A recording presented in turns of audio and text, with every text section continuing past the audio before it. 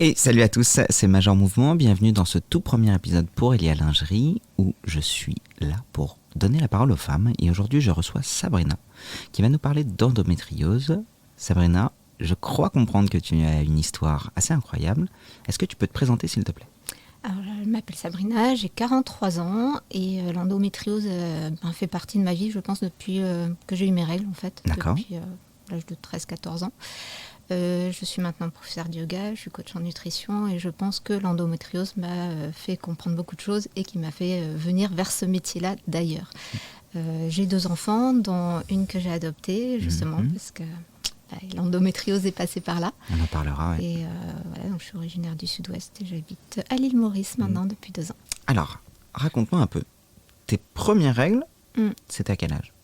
J'avais 13 ans, à peu près 13 ans. Ça s'est passé comment ? Assez classique, on va dire. Ça, c'est comme toutes les jeunes filles, un jour c'est elles là. arrivent et puis voilà, ça arrive. Pas de douleur pour à ce moment-là. Ma maman m'a dit ok, c'est normal à ton âge. Tu savais ce que c'était ?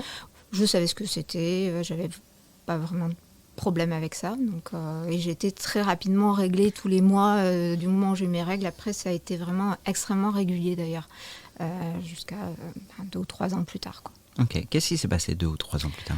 Alors j'ai eu une énorme douleur dans le bas-ventre.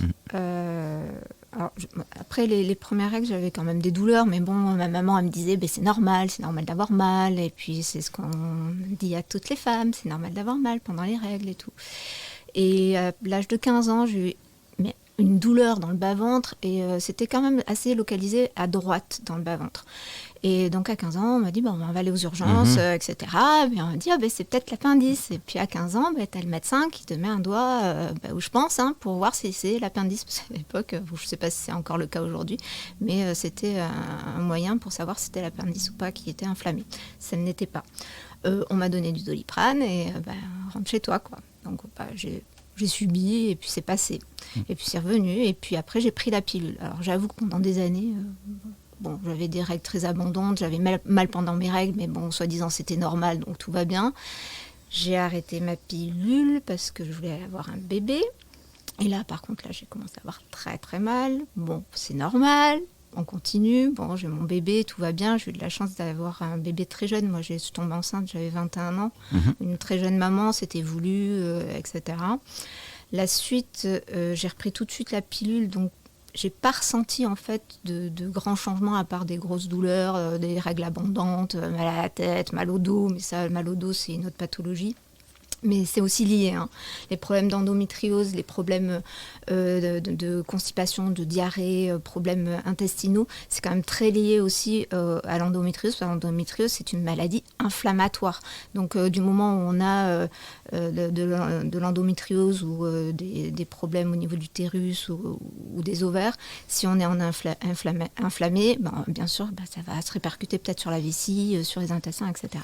Et ça, c'était cyclique, ces douleurs-là, ou c'était en permanence ? Alors, à l'époque, c'était cyclique.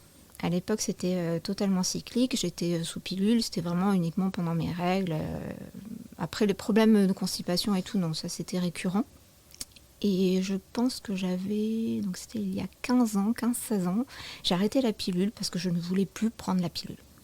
J'avais fait un rejet. Dans l'ordre, donc tu as ton enfant ? Ouais. Ok. La grossesse se passe bien ? Pas très bien parce que j'ai été alitée toute ma grossesse parce que j'ai continué à avoir des douleurs dans le bas-ventre. On a su plus tard que c'est parce que j'avais des varices pelviennes et qui me donnaient des énormes douleurs. J'ai très très mal au dos parce que j'ai une spondylolisthésis pour tout dire. Et j'ai passé 7 mois alitée et j'ai accouché à 8 mois. À cause des douleurs ? Ouais. J'avais fait une grossesse, j'avais fait un décollement du placenta au début aussi de ma grossesse. Ok. Là, à ce moment-là, tu as 21 ans. Ouais. Dans ta vie, t'en es où ? Dans ma vie, je suis où ? Je suis avec mon mari et je travaillais dans la comptabilité. Je faisais mes études de comptabilité à l'époque. Voilà. Oui, parce que là, en face de moi, on est d'accord, j'ai une coach de yoga de 43 ans. Oui, mais rien à voir. Ça marche. Rien à voir. Okay. J'ai eu plusieurs vies. Ouais, c'est ça. Ça va être intéressant. Donc, tu m'as parlé de plusieurs choses. Tu m'as parlé d'une pathologie sous-jacente qui peut aussi te donner des douleurs type inflammatoire. Ouais. C'est laquelle ? Alors, c'est la maladie, le syndrome Ehlers-Danlos. C'est un syndrome qui affecte le collagène. On a un collagène de mauvaise qualité et comme 80% du corps est constitué de collagène, j'ai énormément de problèmes de santé, que ce soit articulaire et au niveau des organes. Donc bien sûr les organes reproducteurs qui est l'utérus, les ovaires, mais également toute la digestion, des problèmes neuropathiques aussi. Voilà, ça affecte énormément de choses dans mon corps. Ok, je vais prendre 2 minutes pour définir un peu tout ça, si tu veux bien. La première chose, c'est sur la maladie d'Ehlers-Danlos, donc qui est une maladie qui est entre guillemets relativement récente dans le prisme de connaissances médicales, un peu comme la fibromyalgie. C'est 2 types de maladies chroniques qu'on a du mal à identifier parce que le symptôme principal, c'est la douleur et des douleurs diffuses. Et en fait, malheureusement, quand on a des douleurs diffuses, on est très fort pour éliminer les maladies qu'on connaît bien. Mais on ne sait pas bien inclure des maladies qu'on ne connaît pas bien. Et du coup, en fait, souvent, on disait que les gens qui avaient des douleurs diffuses, qui étaient associées à du stress, on mettait ça beaucoup sur les douleurs liées au stress et on disait vite aux gens, la douleur est dans la tête. Ce à quoi je confirme, oui, la douleur est dans la tête, tout simplement parce que tout ce qui se passe dans notre tête. Mais la douleur est bien réelle, puisque c'est une expérience ressentie, c'est une expérience vécue qui est tributaire à la fois de ce qui se passe dans notre corps, mais de ce qui se passe dans nos émotions, dans notre histoire, dans nos croyances et ainsi de suite. Donc le syndrome d'Ehlers-Danlos, souvent on va retrouver ça chez des profils plutôt hyper laxes, c'est-à-dire que vos amplitudes articulaires sont très grandes. Vous arrivez par exemple à toucher vos avant-bras avec vos pouces. Quand vous retournez vos coudes, vous avez un angle inverse au niveau du coude, au niveau des genoux. Et les douleurs vont être souvent permanentes, diffuses. Pas grand-chose va les améliorer, sachant que sur les douleurs d'Ehlers-Danlos, ça dépend évidemment de chaque individu. À titre personnel, moi dans ma carrière, j'en ai eu 3 au cabinet et la première, je ne savais pas du tout ce que c'était. Tout à l'heure, tu as évoqué aussi spondylolisthésis. Le spondylolisthésis, souvent on parle aussi de lyse ismique. En fait, vous prenez une vertèbre, vous la coupez en 2 et ça évolue de manière progressive et de manière assez surprenante. C'est douloureux dans les premiers stades, mais une fois que c'est installé, et pourtant on a une radio qui n'est pas jolie, c'est moins douloureux. On va aussi retrouver ça chez les profils hyperlaxes, plutôt les femmes, souvent qui ont fait beaucoup de danse, de gym, de yoga. Et c'est des douleurs qui vont plutôt être majorées sur les sports d'extension. Donc pour tous ceux qui connaissent le yoga, ça va être principalement sur du cobra, sur du sphinx, et qui devrait être plutôt amélioré par le travail des abdominaux. Donc finalement, c'est assez surprenant entre la maladie d'Ehlers-Danlos, entre le spondylolisthésis, qui sont 2 maladies qui vont être plutôt exacerbées par le travail d'amplitude, que tu aies décidé de faire du yoga. Un peu comme si quelqu'un avait peur du feu et qui s'est dit je vais devenir cracheur de feu. J'exagère parce que je te vois sourire à ce moment-là, mais je trouve que c'est hyper intéressant. C'est aussi pour ça que je suis content de t'avoir avec moi, où on peut avoir sur une mauvaise main de départ, avec plusieurs pathologies, et décider de jouer selon ses propres règles. Tu veux bien nous raconter la suite de ton histoire ? La suite sur endométriose, oui. Alors, quelques années plus tard, donc il y a 15 ans, j'ai arrêté la pilule parce que je ne voulais plus la prendre. Bon, il y avait plein d'histoires en plus à l'époque sur la pilule. Et quand j'ai arrêté, j'ai eu une douleur que je n'ai jamais ressentie, à part justement le jour où j'avais été à l'hôpital, quand j'avais 15 ans. Et vraiment, j'étais pliée en 2, je ne pouvais pas marcher, rien. Enfin, ça a duré quelques heures, parce qu'au bout de quelques heures, j'ai dit non, là, il y a un truc qui ne se passe pas bien. Et je suis partie à la clinique d'urgence. Alors là, on m'a dit, ça peut être une salpingite. Là, j'ai regardé, une salpingite. Moi, j'ai pas trompé mon mari. C'est quand une maladie sexuellement transmissible. Alors, ça voudrait dire que peut-être mon mari il m'a trompée. Donc ça, on vous dit ça aux urgences. Je dis, oui, ok, mais comment ils peuvent savoir ça ? Ils m'ont pas fait d'analyse, rien, et on te sort ça comme ça. Ok. Donc on attend un peu, et là, on me fait une échographie. À l'échographie, il y a rien, on voit rien. Bon, on va faire une célioscopie exploratrice. Donc on me fait cette célioscopie et j'ai des adhérences. J'ai des adhérences dans le ventre, on m'enlève une partie de la trompe, je ressuscite, on va dire, après cette opération-là. Jamais, à aucun moment, on m'a parlé d'endométriose. C'était en quelle année ? Alors c'était il y a 15 ans, 15 ou 16 ans. Alors je suis nulle en maths, 2003-2004 ? Ouais, par là. Et le médecin, qui était un médecin spécialisé de la digestif et tout, m'a dit oui, il y a des adhérences, il y a un peu de varices pelviennes, il y avait la partie de la trompe qui était vraiment trop collée, j'en ai enlevé une partie, il me montre les photos et tout, mais il ne me dit pas ce que j'ai. Il ne me parle pas du tout d'endométriose. Mon médecin traitant, qui est aussi ma gynéco, ne m'en parle pas non plus. Elle me dit, bon, on continue la pilule et tout. Ok, on continue la pilule. Pendant des années, bon, ça va. Parce que finalement, il n'y avait que la pilule qui diminuait tes douleurs de ventre. C'est ça. Donc on m'a dit, c'est gynéco, il faut que tu continues. Parce que j'ai toujours eu des problèmes de kystes. J'ai déjà eu des kystes de 9 cm de diamètre. J'ai des fibromes au niveau des seins. J'ai des mastoses. Enfin, j'ai vraiment un terrain gynéco, pas globe-globe, quoi. Donc ça poursuit son cours pendant des années, tout va bien. 5 ans plus tard, je décide à nouveau d'arrêter la pilule.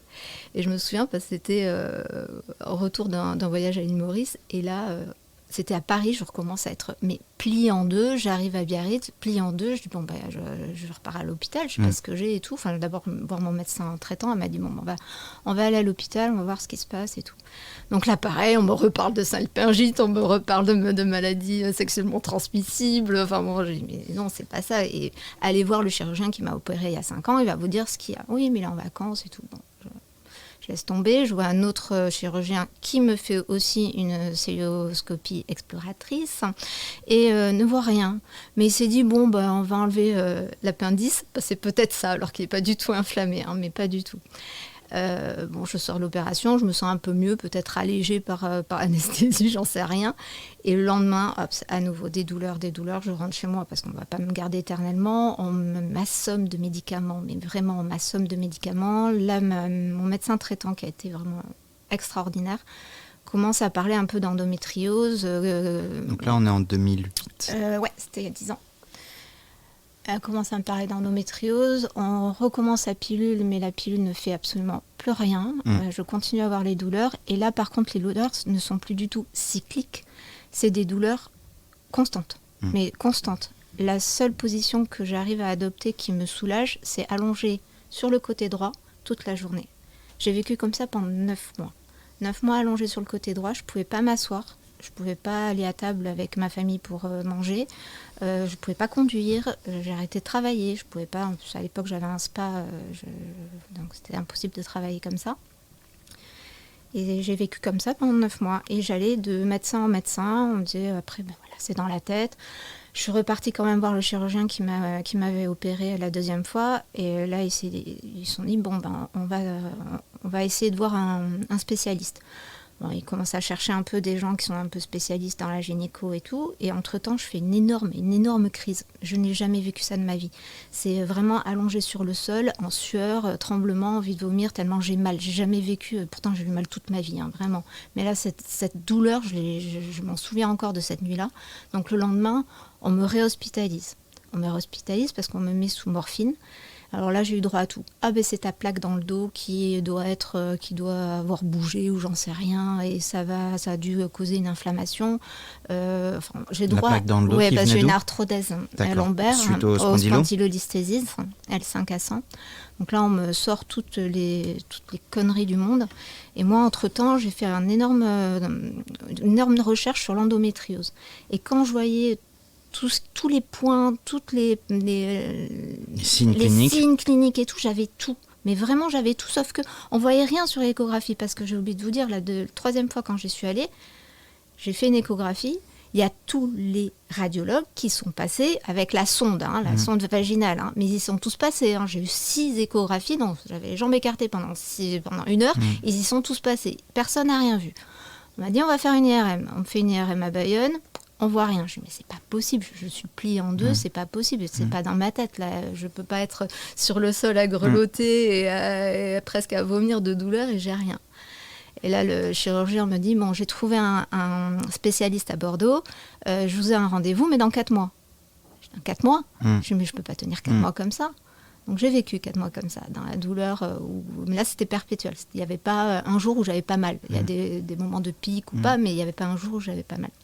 Et donc je rencontre ce gynécologue à Bordeaux, un grand professeur, et ils me font une IRM. Et là, ils voient l'adénomiose, ils voient l'endométriose.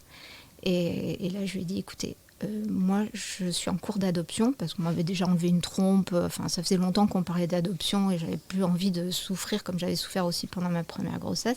Je dis mais enlevez-moi l'utérus. Même au chirurgien à Biarritz, je lui avais dit mais enlevez-moi l'utérus. Si c'est ça, mais si ça peut me soulager, mais j'en pouvais plus. C'était vraiment une souffrance telle que je pouvais, mais on pouvait tout m'enlever parce que je n'avais plus de vie, mais vraiment plus de vie. Alors, sans parler du mal au dos, sans parler des problèmes gastro, etc., qui en découlent. Et la partie psychologique. J'étais sous antidépresseurs parce que... ça faisait des années que tu étais en souffrance, en fait. Ça fait des années que je suis en souffrance, j'ai souffert toute ma vie. Enlevez-moi ça, quoi. Donc il a réfléchi, il a dit bon, on va essayer de vous mettre sous décapeptile. Donc le décapeptile, en fait, c'est une piqûre qui vous met sous ménopause directe. Donc ménopause directe, donc du jour au lendemain, vous faites cette piqûre et vous avez tous les effets de la ménopause, hein, c'est-à-dire les sueurs froides, l'effet complètement dépressif, tu regardes une vidéo ou une publicité avec un chat, t'es en larmes. Après, j'avais une super peau, plus de boutons, ni rien, c'était super.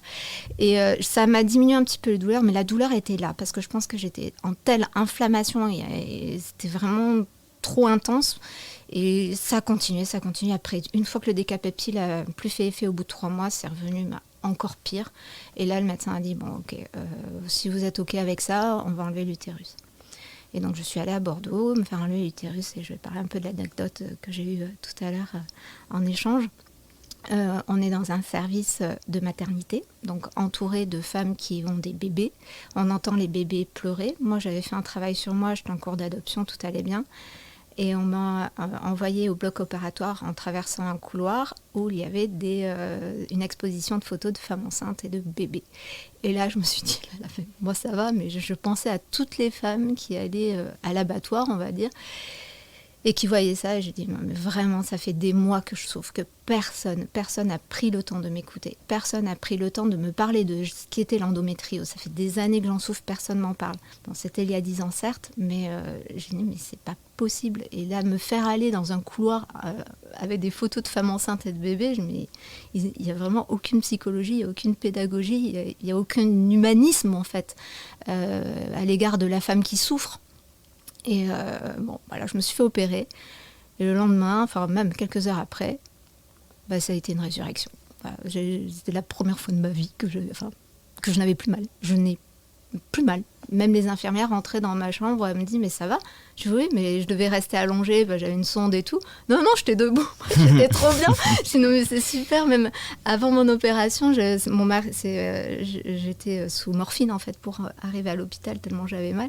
Et quand on m'a dit que j'allais devoir rentrer à Biarritz en taxi-ambulance assise, je dis, mais non, je ne vais pas pouvoir. Je vais à pied, je marche. Non, c'est pas... Mais oui, mais c'est ça. Parce que moi, dans ma tête, je dis, mais je ne peux pas pouvoir prendre un taxi, je ne peux pas m'asseoir sans morphine, c'est pas possible. Ah oui, avant, pardon. Avant. Et après, j'ai dit, ben non, mais carrément, je pourrais même conduire pour rentrer chez moi, quoi. Et là, ça a été vraiment un gros soulagement. Mais c'est terrible de devoir en arriver à la chirurgie alors qu'il y a tellement de choses que l'on peut faire pour réduire, pas l'endométriose, mais au moins réduire les douleurs, l'inflammation. Après ça, je l'ai su bien après. Aujourd'hui, quand j'entends tout ton parcours, je suis assez surpris, pour être tout à fait franc, Sabrina. T'abordes ça avec beaucoup de recul. Je sens ni de la colère, ni de la rancune, ni du regret. T'as un regard très factuel sur les choses. Il s'est passé ça, j'ai vécu ça. Ça a été dur, ça a été très dur. Tu m'as parlé tout à l'heure de travail personnel sur soi par rapport à ce processus d'adoption, mais j'imagine qu'il y a eu d'autres choses qui ont été soulevées au cours de ce parcours-là. Oui, après c'est un gros travail personnel, quoi. Mais franchement, même il y a encore quelques années, j'ai voulu me suicider à cause de la douleur. Alors là, c'était pas l'endométriose, c'était encore une autre pathologie par rapport à ma maladie. Je suis descendue extrêmement bas, mais quand je dis extrêmement bas, c'était vraiment prendre tous tes cachets et tu avales ça parce que tu n'en peux plus de la douleur, parce que tu ne vois plus d'issue, parce qu'il n'y a personne qui t'écoute. Tu vas voir tous les médecins possibles, tu vas même voir des charlatans, des gens qui vont dire je vais te soigner avec les mains et tout. Bon, il y a des trucs qui marchent, d'autres pas, mais je suis tombée tellement bas dans ma vie à cause de la douleur que maintenant... Maintenant, je prends ça avec beaucoup de recul parce que je suis là où je suis aujourd'hui grâce à tout ce que j'ai vécu. grâce à cette douleur-là. Et c'est aussi le fait de pouvoir en parler justement aujourd'hui que je vais pouvoir aider les autres femmes, que je vais pouvoir aider les femmes qui sont atteintes d'endométriose ou des lers dans l'os ou d'autres pathologies. Mais ça m'a demandé énormément d'années. J'ai 43 ans aujourd'hui, j'en ai pas 20, donc j'ai beaucoup de recul par rapport à ça. Qu'est-ce que, justement, au moment où ça a été le plus dur pour toi, qu'est-ce que tu aurais aimé qu'on te dise? Tu m'as parlé plusieurs fois d'écoute. Qu'est-ce que tu aurais aimé, comment tu aurais aimé qu'on t'écoute à ce moment-là? En me disant que c'est pas normal. Déjà que c'est pas normal d'avoir mal. En me disant on va essayer d'autres techniques, on va essayer par exemple l'alimentation, on va essayer des moyens plus naturels, même si on a la médication qui est super importante, mais une prise en charge un peu plus globale. Pas justement je vais à l'hôpital, j'ai mal, hop on vous met de la morphine, mais on cherche pas à savoir d'où ça vient. On cherche pas. Ça, c'est comme l'endométriose, c'est parce que moi j'en ai parlé. Parce qu'autrement mon chirurgien il n'en parlait pas. Même quand on m'a enlevé des adhérences et tout, on m'en a pas parlé. On m'a pas dit exactement ce que c'était. C'est moi, mon petit ordi, où j'ai fait mes recherches. Et c'est pas normal qu'on doit aller sur Google alors qu'on a des médecins en face.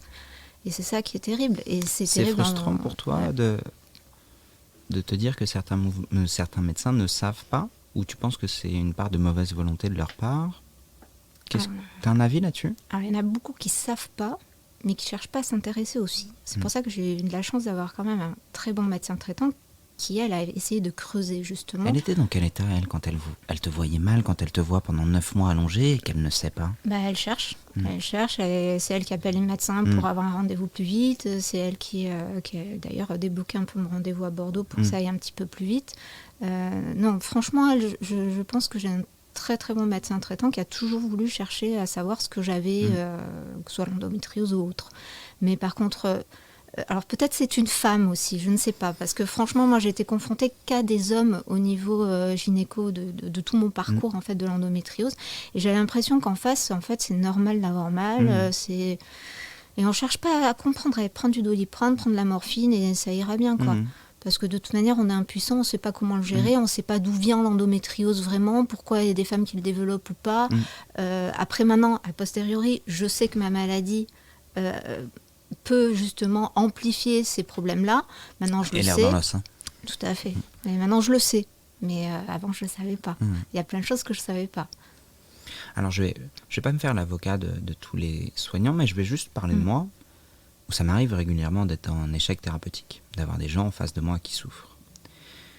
Et la difficulté qu'on a, nous, en tant que soignants, quand on ne sait pas, c'est qu'en fait, c'est comme une pelote de laine, et qu'on ne sait même pas par où commencer. Et ce qui est difficile là-dedans, c'est que on sait quels sont les grands principes du fonctionnement de la douleur. Et qu'on sait qu'avec des gestes simples, parfois on peut la diminuer. Une bonne qualité de sommeil, la méditation, l'activité physique et ainsi de suite. La plus grosse difficulté qu'on peut avoir, du coup, moi que je ressens, c'est dans ma capacité de communication à montrer à la personne que je l'entends et à essayer de faire en sorte qu'elle applique ses conseils de base. Et quand tu as une problématique que tu ne sais pas et que tu ne sais même pas par où commencer, parfois la réponse on l'a pour nous 10 ans plus tard. Et ça c'est très dur. Parce que typiquement l'endométriose ou la maladie des lers dans l'os, je t'ai dit que j'en avais eu 3, enfin lers dans l'os j'en ai eu 3 dans ma carrière, endométriose j'en ai eu beaucoup plus, mais avant qu'on mette un mot ou qu'un patient me mette un mot sur ces douleurs-là, peut-être que j'en ai loupé sous ma main, qui sont venus avec des symptomatologies mais je ne savais pas ce que c'était. Et le soir, tu y repenses et tu te dis putain, je suis passé à côté de ça. Et ça, c'est dur en fait. Donc, ce qui est difficile en tant que soignant, et c'est juste pour avoir une autre version de l'histoire, c'est que parfois on ne sait pas qu'on ne sait pas.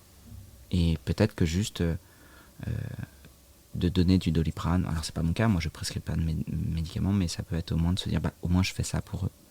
Et peut-être aussi que, et ça c'est une autre version, tu sais parfois humainement c'est difficile en fait, d'être devant quelqu'un qui souffre, qui vient nous voir pour de l'aide et qu'on ne sait pas l'aider.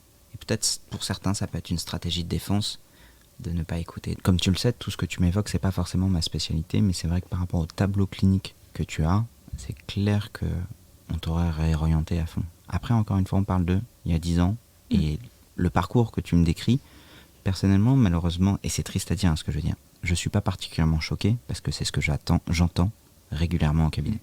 Des parcours d'errance médicale qui sont chaotiques et qui sont très tristes en fait. L'impact sur ta vie, quand tu me parles de ces 9 mois où tu es allongé, où tu ne sais pas, bah, je peux comprendre que tu les pires idées qui te passent en tête, tu vois. Et c'est malheureusement toute la difficulté face à la douleur chronique, c'est qu'après tout se mélange. Ça part d'une base physique, qui est ton endométriose, qui va être surajoutée par rapport à LR dans l'os, par rapport à une opération d'arthrodèse, mais finalement, plus être 9 mois allongé sans savoir ce qui t'arrive, c'est très très dur, quoi. Aujourd'hui, tu as des spécialistes qui arrivent à t'apporter ces réponses avec en 2021 par rapport à ce que tu as traversé? Alors, j'ai pas reconsulté parce que maintenant j'ai plus mal. Donc, j'ai reconsulté des spécialistes maintenant dans LR dans l'os parce qu'on l'a diagnostiqué il y a seulement 7 ans. Oui, c'est ce que j'allais te dire. Je ne le savais pas à l'époque. Dans l'os, c'est pareil. Ah non, je ne le savais pas à l'époque. Donc maintenant j'ai quelqu'un qui me suit pour cette maladie-là et maintenant j'ai compris toutes les autres pathologies. Mais pour l'instant, je n'ai plus mal. Donc c'est vrai, je ne consulte pas. Et c'est vrai qu'on ne consulte pas quand on n'a pas mal. Ça, c'est très vrai. Donc, voilà. Mais c'est vrai que comme je n'ai pas cherché à comprendre après, du moment où j'avais plus mal, pour moi, j'ai voulu vraiment occulter toute cette partie-là. Donc après mon opération, je ne savais pas exactement le type d'endométriose que j'avais. Je sais que c'était de l'adénomiose, mais je ne savais pas. Et je ne le sais toujours pas. Je n'ai même pas mon dossier médical. Pour toi. Comme j'ai dit, j'ai travaillé là-dessus. Moi, du moment où j'ai plus mal et que je fais attention à mon hygiène de vie, bon, normalement, ça devrait pas revenir. Je ne prends toujours pas de pilule. Je l'ai repris d'ailleurs, la pilule, parce que j'avais des problèmes de mastose et tout. Ça, c'est intéressant, ça d'ailleurs, à en parler. C'est qu'après mon opération, mon hystérectomie, j'ai continué la pilule parce que j'avais des problèmes de mastose, de fibrome au niveau des seins. Et quand j'ai changé mon alimentation, où j'ai arrêté le sucre, etc., j'ai arrêté la pilule. J'ai plus eu mal. Quand j'ai des excès de sucre, par exemple, je le sens directement. J'ai les seins font poum et ça fait mal. Donc c'est vraiment le sucre est extrêmement lié au côté inflammatoire et aux problèmes hormonaux. Ouais. Okay. J'ai une dernière question. Est-ce que au moment où tu étais au plus mal, sur ces 9 mois extrêmement douloureux, si quelqu'un était venu te voir pour te proposer à ce moment-là de modifier ton alimentation, de travailler sur la méditation, de faire de l'activité physique, tu aurais été capable de l'entendre? À l'époque, il y a 10 ans, quand on n'en parlait pas, peut-être pas. D'accord. Aujourd'hui, oui. Mon moi d'aujourd'hui serait peut-être plus ouverte à l'entendre parce qu'on en parle. Il y a 10 ans, la méditation, ou même il y a 15 ans, ou le yoga par exemple, c'était encore un peu perché. L'alimentation, on en parlait, mais pas tant que ça. Maintenant, avec le recul, oui. Et d'ailleurs, j'ai beaucoup de personnes qui viennent me voir maintenant pour changer leur alimentation parce qu'elles ont énormément de problèmes hormonaux. Et c'est incroyable le nombre de femmes qui ont de l'hyperthyroïdie, hypothyroïdie, des problèmes d'endométriose. Mais c'est incroyable. C'est 3 femmes sur 4 qui ont un problème hormonal. Et c'est dingue, quoi. Mais maintenant, les gens sont plus ouverts parce qu'on en parle. C'est pour ça qu'il faut en parler. Il faut parler de tout ça. C'est pour ça que tu es là. Et c'est pour ça que... En tout cas, merci beaucoup, Sabrina, d'être venue. On peut te retrouver sur les réseaux sociaux aussi? Oui, sur Instagram, déjà. D'accord, comme c'est un podcast, si tu ne dis pas... Je ne dis pas, alors c'est blc.sabrina. D'accord. Voilà. Merci beaucoup d'avoir partagé avec nous ton histoire. Moi, j'ai trouvé que c'était hyper intéressant. Je trouve ça toujours passionnant de laisser de l'espace aux gens pour raconter leur histoire, parce que c'est là où on en apprend le plus. Merci d'avoir été très généreuse sur tout ce que tu as traversé, sur les enseignements que tu as pu en tirer. J'espère que ça servira à tous les gens qui l'écouteront, qui entendront que l'errance, elle est très difficile à vivre, mais qu'on peut prendre des informations, on peut prendre le temps à la fois d'aller chercher des solutions, d'aller chercher des spécialistes, que parfois on peut s'accrocher à de l'espoir parce que ça mérite et reconstruire une vie après tout ça, malgré tout ça. Et puis voilà. Merci beaucoup, Sabrina. Merci. Et je vais bien aujourd'hui. C'est vrai? Oui, très bien même. Je t'ai même pas posé la question. Comment ça va aujourd'hui, Sabrina? Je vais bien. Bon, au revoir à tous et merci beaucoup. Au revoir.